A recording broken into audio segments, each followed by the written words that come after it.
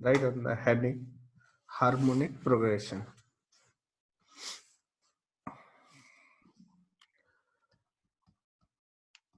Harmonic progression, और जिसको short में लिखते हैं HP।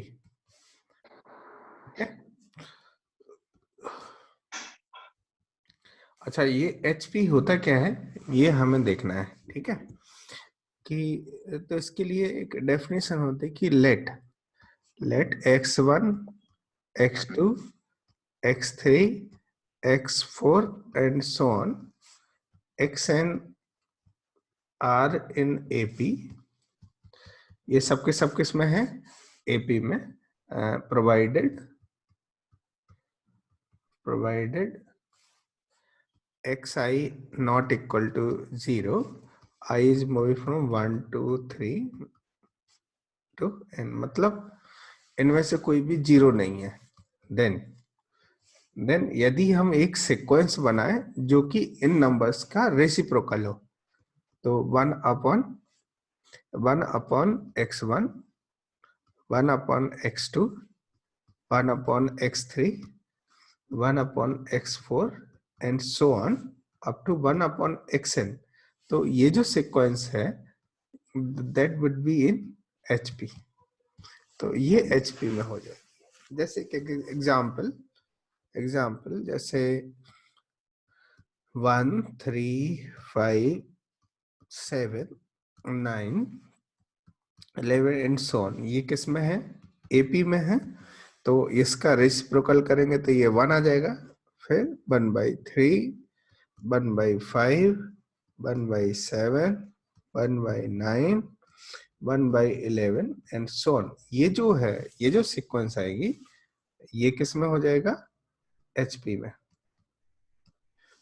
ये यदि AP में है तो ये HP में हो जाएगा।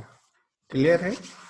AP and this is HP, harmonic progression हो जाएगा। एंड यदि इन जनरल कि ये जो A है A plus D, A plus 2D, A plus 3D and so on, ये A plus n-1 into D, ये AP के टर्म्स हैं। तो HP के टर्म्स क्या हो जाएंगे बताओ?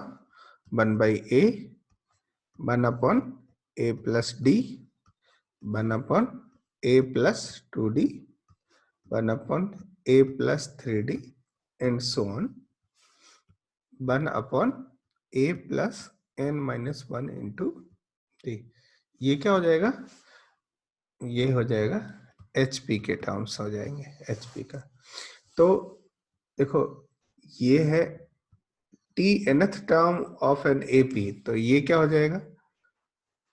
T nth term of HP। So nth term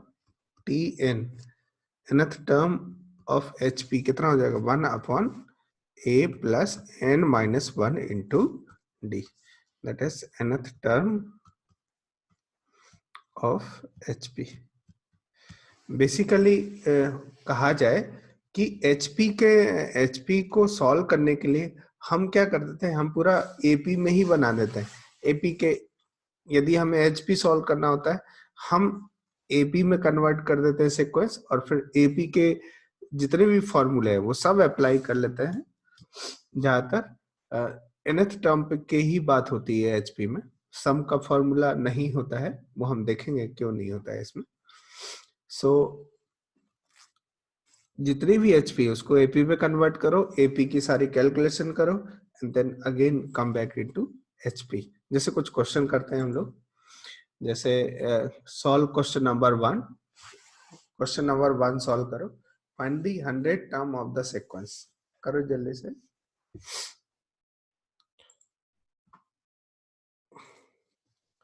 find the 100 term of the sequence. ये जो सीक्वेंस है इसकी 100 टर्म बताओ।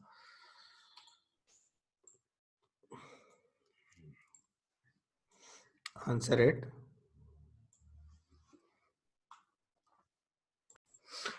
देखो करने का तरीका क्या है, ये बहुत ही सिंपल है, बट इसकी प्रोसेस आपको समझनी चाहिए। प्रोसेस क्या है देखो, सबसे पहले तो ये समझ में आ रहा है क्या कि ये HP है ना। इसके रेसिप्रोकल करेंगे तो ये 1357, ये किस में आ जाएगा, रेसिप्रोकल करेंगे तो 1357, ये किस में आ जाएगा, AP। तो AP का 100 टर्म क्या हो जाएगा, T100 कितना हो जाएगा, AP का ये फॉर्मूला होता है A प्लस 99 इंटू डी। एज कितना 1 प्लस 99 इंटू डी, डी कितना है 2, तो ये हो जाएगा 1 प्लस 99 इंटू 2 कितना हो जाएगा 198 एंड 199 हो जाएगा। तो ये AP के 100 टर्म्स है, तो 100 टर्म ऑफ HP कितना हो गया, तो T100 ऑफ HP का 100 टर्म हो जाएगा 1 रेसिप्रोकल 199, और यही आंसर हो जाएगा। ठीक है, जैसे नेक्स्ट क्वेश्चन हम लोग करते हैं, ये हो जाएगा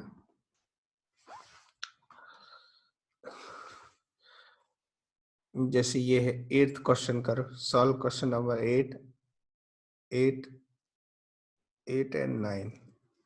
सॉल्व क्वेश्चन नंबर 8 एंड 9।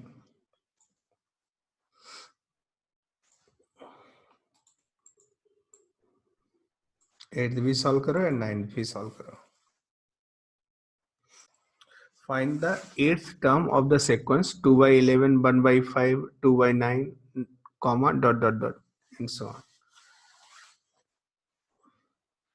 देखो कैसे करेंगे, सबसे पहले तो ये समझ में आना चाहिए कि ये HP है कि नहीं। 8th क्वेश्चन देख लेते हैं। तो देखो इसका रेसिप्रोकल करेंगे तो जैसे क्या हो जाएगा, reciprocal 10, 11/2, 5 and 9/2 and so on, इस तरह से। तो ये AP है जिसका कॉमन डिफरेंस कितना आ जाएगा, 5 माइनस 11/2, क्या -1/2 आ जाएगा कॉमन डिफरेंस, -1/2। अब हमें पूछा जा रहा है T8, तो T8 ऑफ AP कितना हो जाएगा, ये हो जाएगा A प्लस 7D, और A इसमें है 11/2 प्लस 7, और D है -1/2। तो 11 माइनस 7/2 कितना हो जाएगा, क्या ये 4/2 मतलब 2 आ जाएगा ना। तो ये 8th टर्म ऑफ AP है, तो T 8th term of HP का 8th टर्म क्या हो जाएगा 1/2, ये आंसर हो जाएगा। This is the answer 8th का। यदि 9th वाला क्वेश्चन देखें, 9th वाला क्वेश्चन सॉल्व करना है, find the 4th term of HP, वो 7th term is this and 13th term is this. तो इसको मैं AP में कन्वर्ट कर देता हूँ। AP में क्वेश्चन क्या हो जाएगा, find the 4th term of AP, वो T7 कितना गिवन है, T7 is 20 and T13 is 38, ऐसा। ठीक है, तो ये कितना हो जाएगा, और हमें T4 निकालना है। T4 is what, तो T7 कितना हो जाएगा, A plus 6D is equal to 20 and A plus 12D is equal to 38, ऐसा। अभी इन दोनों को सॉल्व करो, तो क्या करेंगे, इसमें से ये सब्ट्रैक्ट कर दे, 6D इज इक्वल टू, तो ये कितना हो गया 18, मतलब D का वैल्यू 3 आ गया, D इज इक्वल टू 3 हो गया। अच्छा, D यहाँ 3 पुट कर देते हैं, तो A का वैल्यू कितना हो जाएगा 20 माइनस 6D, D मतलब 3, 18, तो ये 2 हो जाएगा। तो A का वैल्यू कितना हो गया 2 हो गया, A2 हो गया, D3 और A2, D3, D का वैल्यू 3 हो गया और A का वैल्यू 2 हो गया ना। अभी पूछा जा रहा है T4, तो T4 कितना हो जाएगा, A प्लस 3D, तो A है 2 प्लस 3 इंटू D कितना है 3, तो ये 11 हो गया। तो ये AP का है, तो अभी हमें T4 ऑफ HP चाहिए, तो ये कितना होगा T4 ऑफ HP 1/11, यही आंसर आ रहा है क्या। शार, अवनी, शार, आद्या, बताओ। यही हाँ आंसर हाँ सर यही है ना? यही आ रहा है सर। नेक्स्ट आगे बढ़ते हैं हम लोग। Next move on to next term, है ना? जैसे अभी हम लोग कर सकते हैं 9th question number 9, sorry question number 10 solve करो। Solve question number 10। 10th question क्या है देखो। If the mth term of HPV n and nth term be m, prove that m plus nth term, ये जो लिखा है m plus nth term is equal to m mn upon m plus n and t mnth term is equal to 1। करो जल्दी से इसको solve करो फटाफट। mnth term is equal to 1। solve them one by one।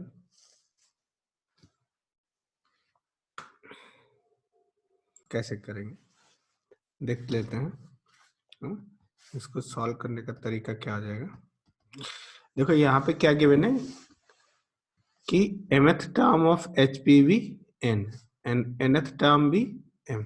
तो मैं इसको HP को ना AP में कन्वर्ट कर देता हूँ। तो यदि हम AP के परस्पेक्टिव से देखें तो mth term t mth term कितना हो जाएगा 1/n एंड t n कितना हो जाएगा 1/m। तो अब ये पूछ रहा है कि m plus nth term of AP और mth टर्म क्या होगा। तो यहाँ पे देखो ये tm गिवन होने का मतलब a plus m minus 1 into D given है, दैट इज 1/n है, और a plus n minus 1 into D ये गिवन है, दैट इज 1/m। ये 1 हो गया और ये 2 हो गया, ठीक है। अच्छा इसमें से ये सब्ट्रैक्ट कर देते हैं तो ये m minus n times d is equal to 1/n minus 1/m, जिसको लिख सकते हैं m minus n upon mn। तो d कितना हो जाएगा, m माइनस n कट हो गया 1/mn हो गया, है ना। d is 1/mn। अच्छा ये यहाँ पुट कर देते हैं, इसमें इंसर्ट कर देते हैं, इसे a का वैल्यू आ जाएगा। तो ये a plus m minus 1 into D, D is 1/mn, mn is equal to 1/n। So a plus m upon mn, तो 1/n आ जाएगा, minus 1/mn is equal to 1/n। तो ये कट कट हो जाएगा, तो मतलब a का वैल्यू कितना आ जाएगा 1/mn। a मिल गया 1/mn। अच्छा और d भी है, तो देखो यहाँ पे a और d बिल्कुल सेम हो गया, a और d बिल्कुल सेम आ गया। अब आपसे पूछा जा रहा है कि टी एम प्लस एन बताओ। तो टी एम प्लस एन कितना हो जाएगा, a plus m plus n minus 1 into d. और देखो a और d सेम है, तो a plus m plus n into d minus d, ये कट हो जाएगा, तो कितना हो जाएगा m plus n times d, d कितना आया बताओ 1/mn। तो ये m plus n upon mn आ जाएगा। ये t m प्लस एन, ये किसका है, ये है AP के रेस्पेक्ट में। तो HP का t m plus N HP का, तो ये क्या हो जाएगा, इसका रेसिप्रोकल हो जाएगा, mn upon m plus n हो गया। क्लियर हुआ। अच्छा इसमें t mnth टर्म की बात करें तो mnth टर्म कितना हो जाएगा, AP के करस्पॉन्डिंग t mnth टर्म हो जाएगा a plus mn minus 1 into D हो जाएगा, और ये कितना है a plus mnd minus D, a और d सेम है, तो ये आ जाएगा mnd। अच्छा d कितना है, d इज 1/mn, तो mnd इज 1, इसकी वैल्यू कितनी हो जाएगी, mnd इज 1 हो जाएगी। So this is T M N is equal to 1, ये आ गया। ये एपी के रेस्पेक्ट में। तो एचपी का कितना होगा? For T M N H P, ये भी 1 ही होगा, है ना? ये भी 1 ही होगा। ठीक है, समझ आया क्या? ये क्लियर हुआ सिचुएशन? अच्छा, नेक्स्ट आगे बढ़ते हैं हम लोग। सर 2 मिनट स्क्रॉल डाउन कर सकते हैं? हाँ हाँ, बिल्कुल बिल्कुल, देखो ध्यान से।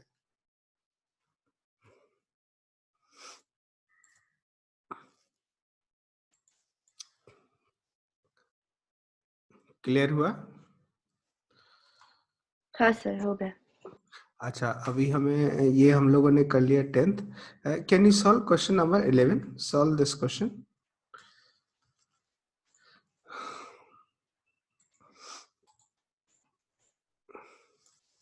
If sum of three number in HP is 37 and sum of their reciprocal is 1/4, find the numbers. यहाँ पे sum of three number in HP is 37, ये 37 है, and sum of their reciprocal is 1/4। अच्छा, इसमें आपको बता दें कि 3 नंबर इन एपी कैसे लेते थे बताओ? a minus D, a and a plus D, ये किस में लेते थे? एपी में, ऑड नंबर ऑफ टर्म। तो ऐसी odd number of term in HP कैसे लेंगे बताओ? 1/a, 1/a प्लस डी, और इधर 1/a माइनस डी। ये 3 नंबर इन एचपी है। 5 लेने होते तो यहाँ पे एक बढ़ा देते हैं, a प्लस 2d, और एक इधर हो जाता है 1/a minus 2d, and so on. इस तरह से ये एचपी हो जाता। क्या इतनी बात समझ है? तो अभी सॉल्व करो इसको, सॉल्व दिस क्वेश्चन। देखो, इसको सॉल्व करने का तरीका क्या होगा, इसको मैं हटा देता हूं। 3 टर्म्स इन एचपी, क्या वो 3 टर्म एचपी में हम लोग इस तरह से लिख सकते हैं? ठीक है, 3 टर्म्स इन एचपी, ये हम लोगों ने लिख लिया।